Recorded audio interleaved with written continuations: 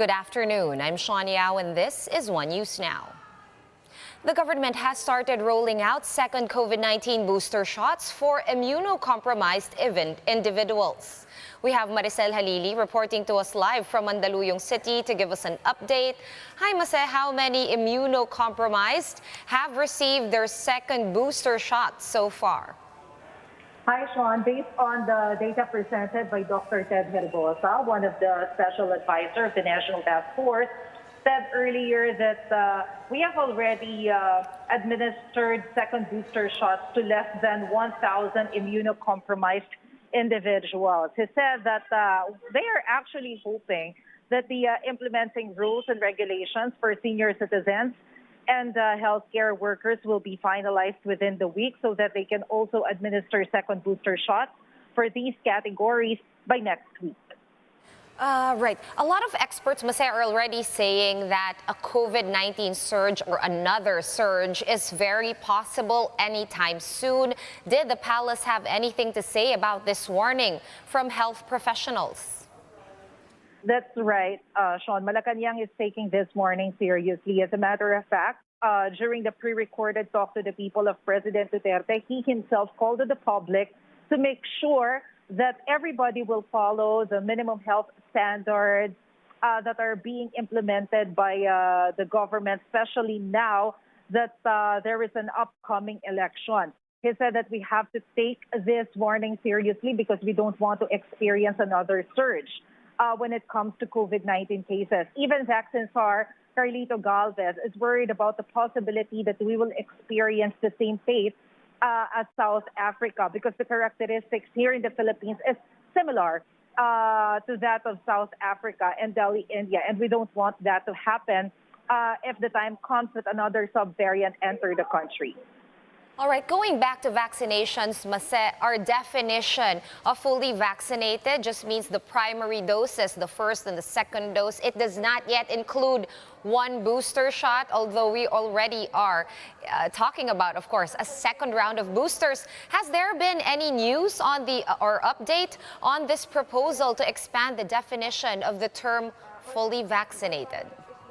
This is something that the members of the interagency task force is still discussing right now, Sean.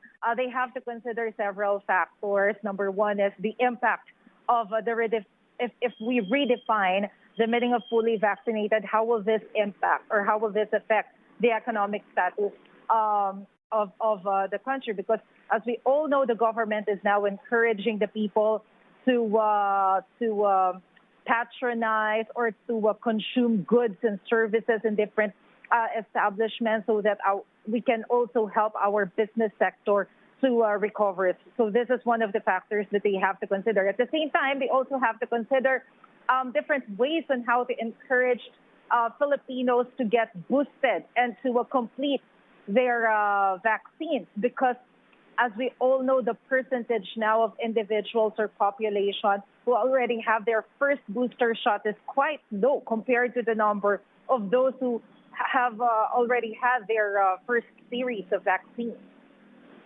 All right, thanks for answering COVID-related matters, Mase. Let's move on now to another topic altogether. Has there been any updates on the investigation on the Smartmatic data breach? Anything new there? Earlier, the official of the ICT discussed during the palace briefing that they have already apprehended 3 individuals who tried to blackmail Smartmatic and Comelec when it comes to data breach. These individuals are now facing charges. They are currently at Camp Crame for further investigation. All right, and it is almost the end of campaign season, Mase. PDP Laban and the Uniteam camp of Bongbong Marcos and Sara Duterte have announced joint campaign rallies. Will President Duterte be in attendance? We asked acting presidential spokesperson Martin Andanar about it. We asked if President Duterte will personally attend this campaign rally, joint campaign rally of PDP Laban and Uniteam. But as of the moment, Malacanang still has to confirm the attendance of President Duterte. They still have to confirm whether there's already a venue or a date for this particular campaign rally. Those updates, Maricel Halili reporting to us live from Mandaluyong City. Thank you, Mase.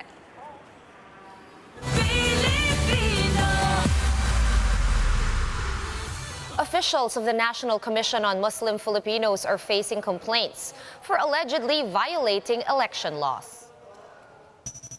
The complaints were lodged against newly appointed NCMF Secretary Giling Mamondyong and 2 other officials. The complaint stated that Mamondyong allegedly created positions within the commission and started appointing several personnel. He also allegedly replaced incumbent heads of offices without seeking the required exemption from the poll body.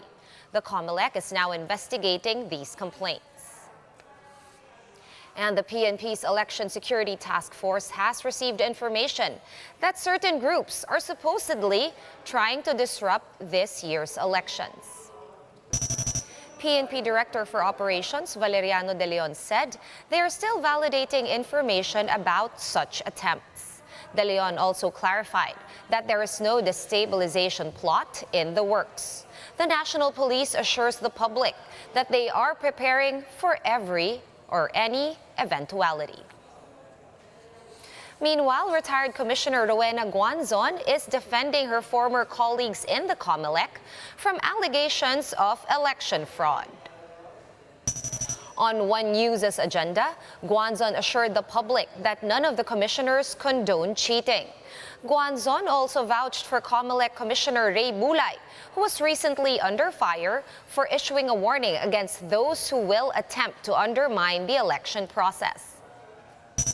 Napupuno na rin ang mga tao dyan, pero maniwala kayo sa akin, hindi sila mandadaya. Pati na itong mga bagong komisyoner, hindi yan mandadaya. Kuminahon po kayo. Ang COMELEC po, ginagawa ang lahat. Meanwhile, GUANZON slammed presidential candidate Bongbong Marcos's camp for supposedly mind conditioning their supporters of possible election fraud. Dadayain daw sila. So, ibig sabi niya, kung ngayon ang eleksyon, mananalo ako, pero dahil dadayain ako, matatalo ako, kaya kailangan humanda kayo. Mga Pilipino naman hindi naman ganun kabobo. Di ba ang vote counting machine, accuracy niyan, sabi ng PPCRB, 99.98 something percent in the last 2 elections. Paano kayo madadaya dyan? One News Now will be back with more stories after this quick break. Keep it here.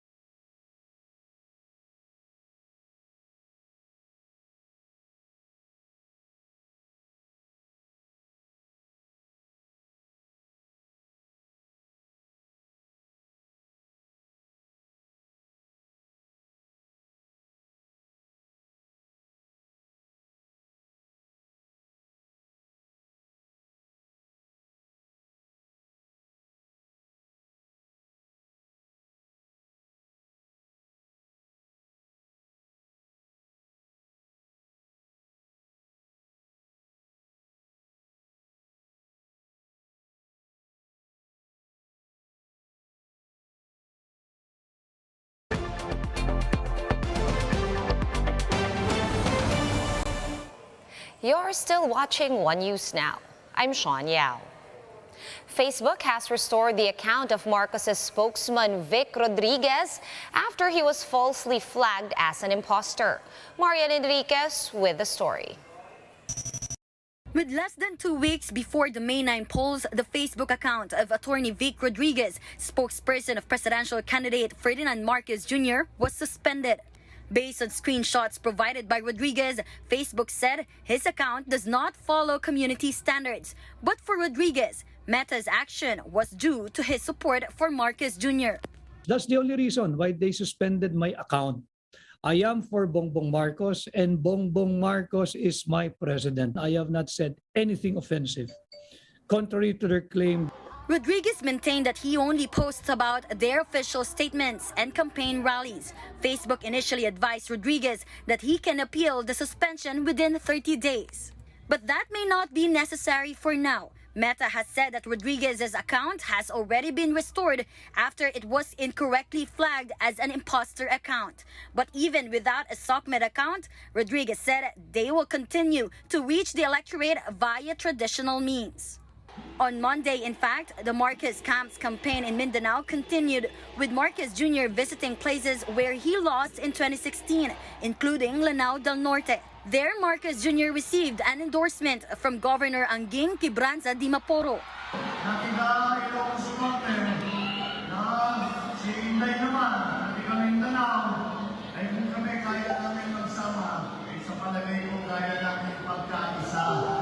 Marcos Jr. also visited Cagayan de Oro City in Misamis Oriental. He won in CDO back in 2016 but lost to Vice President Leni Robredo in the whole province. Some local leaders in the region continue to express support for the so-called Rosa, or the tandem of Leni Robredo and Mayor Sara Duterte.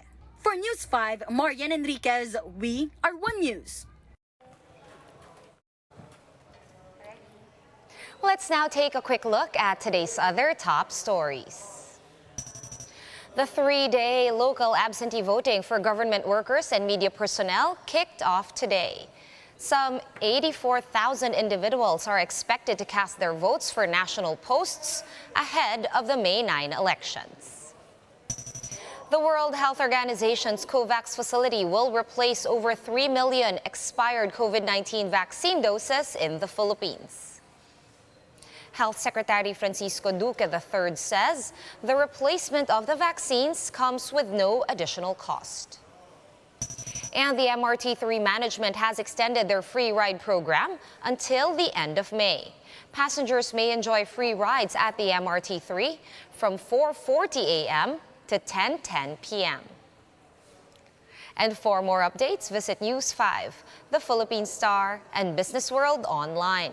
Visit our website, onenews.ph, for more in-depth analysis. You can also catch One News on the Signal Play app. Register for a free account at www.signalplay.com and stream One News live anytime, anywhere. Masks on, wash hands, and stay safe, Philippines. I am Sean Yao. We are One News.